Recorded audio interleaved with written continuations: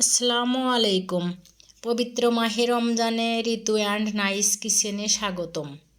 আজকে আমি তৈরি করে দেখাবো রুয়াবজা শরবত এবং গ্লুকোজের শরবত। এজন্য লাগছে পানি, গ্লুকোজ, রুয়াবজা। এখন আমি 2টি কাচের গ্লাস নিয়ে নিচ্ছি, সাথে নিয়ে নিচ্ছি রুয়াবজা সিরাপ। এখন গ্লাসের মধ্যে পানি ঢেলে তাতে 3 টেবিল চামচ রুয়াবজা গুলিয়ে নিচ্ছি। ভালোভাবে মেশানো হয়ে গেলে এখন দিয়ে দিচ্ছি পরিমাণ মতো লেবু। লেবুটা দিয়ে ভালোভাবে মিশিয়ে নিচ্ছি। এরপর আরেকটি গ্লাসে পানি ঢেলে তাতে মিশিয়ে নিচ্ছি গ্লুকোজ। গ্লুকোজ দিয়ে ভালোভাবে মিশিয়ে এর সাথে দিয়ে দিচ্ছি লেবুর রস।